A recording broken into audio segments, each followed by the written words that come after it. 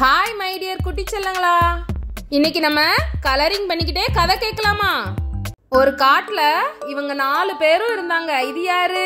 பூனை கேட், பூ flower, Theni honeybee, மீன் fish.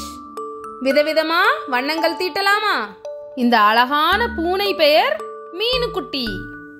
ரொம்ப நாளைக்கு முன்னாடி ஒரு மலை அடிவாரத்துல ஒரு சின்ன குடிசையில இந்த மீனுக்குட்டி வாழ்ந்தாங்க.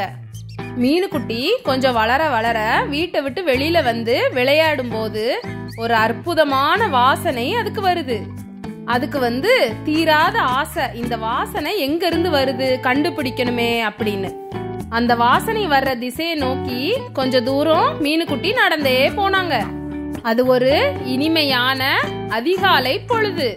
எல்லா காக்கா குருவிகள் எல்லாம் மரத்துல இருந்து தூங்கி முழிச்சு சத்தம் போட்டுக்கிட்டே பறந்துட்டு இருந்த அழகான தருணம் அது. அந்த பறவைகளின் சத்தத்தையும் அழகையும் ரசிச்சுக்கிட்டே மீனுக்குட்டி அந்த வாசனை எங்க இருந்து வருதுன்னு நடந்து போயிட்டே இருந்தாங்க. அந்த காலை வெயில்ல மலர்கள் எல்லாம் அப்படியே விரிஞ்சி பூத்து குலுங்குது. அதுல இருந்துதான் அந்த அழகான வாசனை வருது அப்படின்னு மீனுக்குட்டி கண்டுபிடிச்சிருச்சு. ஐயா, நம்ம வாசனையை கண்டுபிடிச்சிட்டோம் அப்படின்னு அந்த பூக்களை நெருங்கி போகும்போது வண்டுகளும் தேனீக்களும் பட்டாம்பூச்சியும் ரீங்காரம் பண்ணிக்கிட்டு அந்த பூல இருக்கிற தேனை எடுக்கிறதுக்காக வந்துட்டு இருந்தாங்க. மீனுக்குட்டிக்கு அந்த மலை அடிவாரத்துல இருந்து இங்க இந்த அழகான காட்சியவும் பூக்கள்ல இருந்து வர்ற வாசனையும் ரொம்ப பிடிச்சிருந்தது. தேனீக்களும் பட்டாம்பூச்சிகளும் இந்த பூனைய பார்த்த உடனே, ஹாய், நீங்க யாரு? எங்க இருந்து வரீங்க? ஒரு நாள் கூட நாங்க உங்களை பார்த்ததே இல்லையே, உங்க பேர் என்ன அப்படின்னு கேட்டாங்க. நான் அங்க தூரத்துல இருக்கிற மலை அடிவாரத்துல இருந்து வர்றேன், என்னோட பேர் மீனுக்குட்டி அப்படின்னு சொல்லுச்சு. மீனுக்குட்டி அவங்கள பார்த்து கேட்டுச்சான், நீங்க எப்பவும் இங்கதான் இருக்கீங்களா? உங்களை பார்த்தா நீங்க இங்கேதான் இருக்கிற மாதிரி தெரியுதே.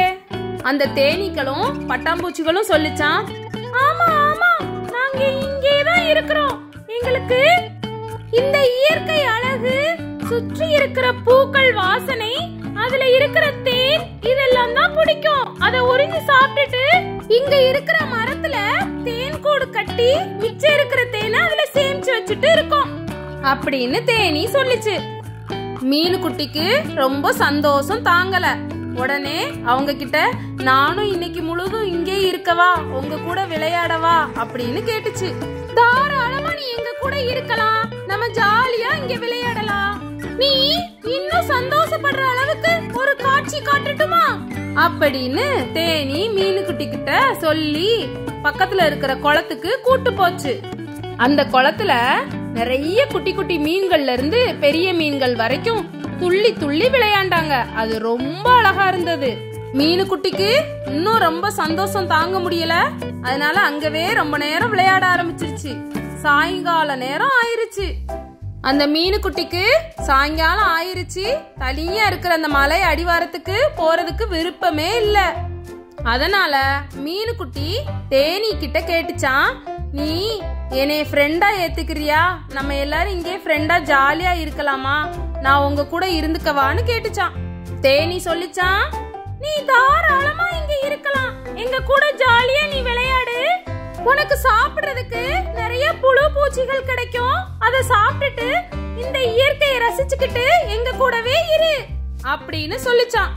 அதனால 4 பேரும் ஒற்றுமையா நண்பர்களா ஹாப்பியா இருந்தாங்க. குட்டீஸ், நீங்களும் ஒற்றுமையா ஹாப்பியா ஃப்ரெண்ட்ஸா இருங்க. டாடா, சப்ஸ்கிரைப்.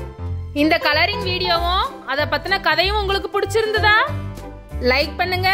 வேற ஒரு வீடியோல பார்க்கலாம். டாடா, தேங்க்ஸ் ஃபார் வாட்சிங்.